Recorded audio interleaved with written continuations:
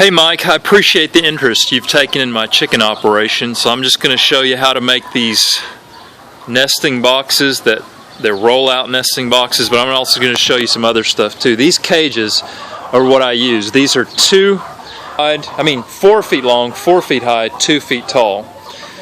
They've got half-inch hardware cloth flooring, chicken wire on the sides, and these doors. I have a door here and another door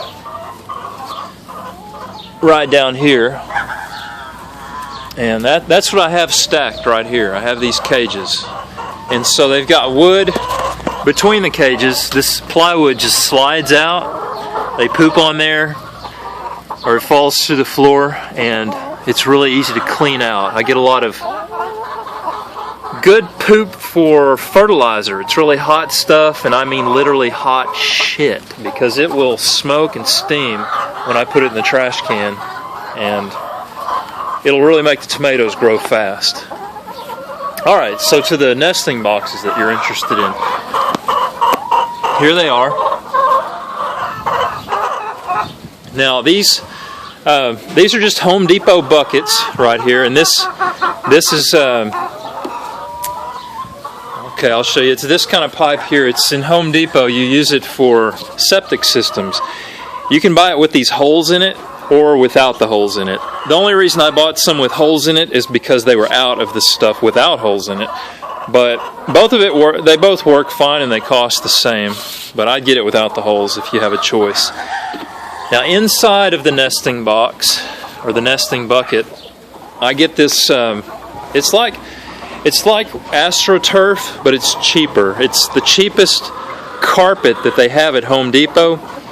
It's made out of recycled plastic bottles. If you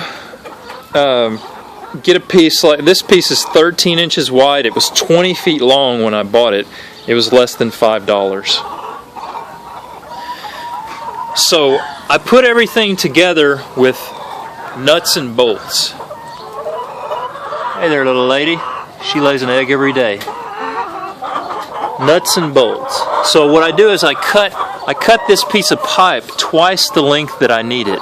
And so then I probably go about down to here. I take the saw, I start at the top, I go down to about here, and then I stop cutting. And then I cut straight down the middle. And what I end up with is a piece that's about twice as long as this piece, but I make it wrap around the bottom there. Let's see if I can get over here where you can see it better.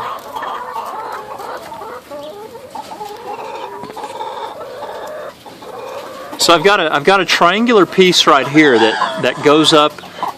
It stabilizes the pipe. I've got a bolt here, and then 2 bolts, one here and one further up, to stabilize it. I've got a bigger triangle right here, and I just bend it. It's just, these are sections of the pipe that I cut off, and I drill holes through, and then I put those bolts through and tighten them. And so I end up with a pretty secure pipe here.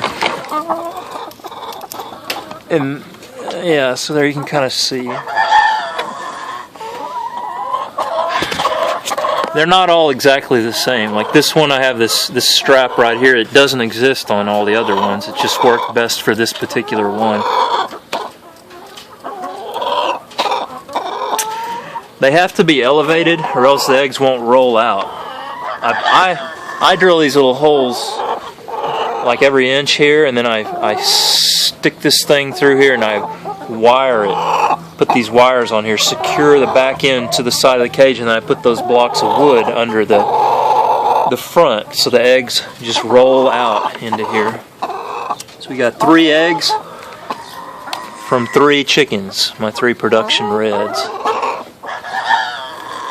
But this is just an elbow right here. It slips on, and this cottage cheese container here, it's got oyster shell in it. I took the lid off, put it right here. It's great when you can have a clear lid, but it doesn't really matter. If you have a clear lid, you can tell if there's eggs in there without lifting it up.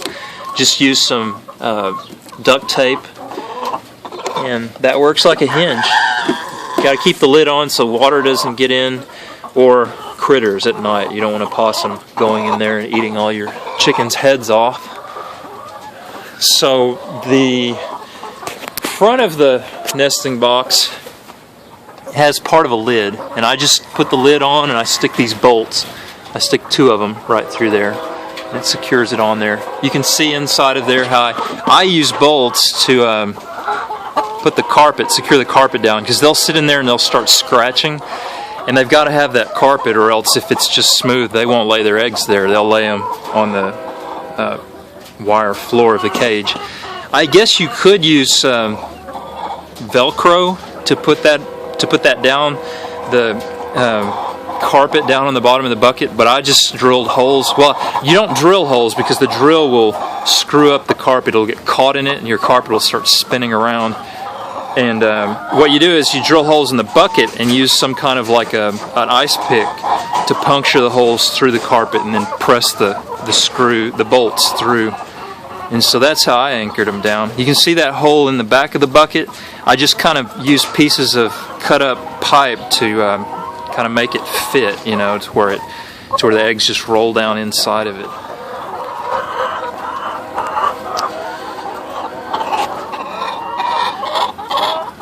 Alright, so this video, okay, it's still going, that's good. Alright, so you got 3 eggs there, 3 chickens. These eggs are fertile actually, because I've got a rooster back there, which my ordinance is similar to Dallas. You know, you can't have a crowing rooster, but since he's wearing a rooster collar, it restricts his ability to crow. He can eat, breed, drink, do everything he needs to do, but he can't crow. And so that's a neat thing if you want to have fertile eggs. They sound just like that. That guy's a rooster too. Alright, so some of these lids are solid, colored, but I've got these buckets, the Home Depot buckets. They you put water in there and you can supply water to 2